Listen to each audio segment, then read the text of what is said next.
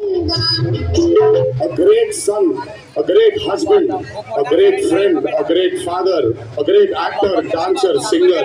Above all this, he was a great human being. ಅವರು ನಗುವಿನಲ್ಲಿ ಇದ್ದ ಶ್ರೀಮಂತಿಕೆ ನಾನು ಎಲ್ಲಿ ನೋಡಲ್ಲ. ಅದಕ್ಕೆ ಅವ್ರನ್ನ ನಗುವಿನ ಒಡೆಯ ಅನ್ನೋದು.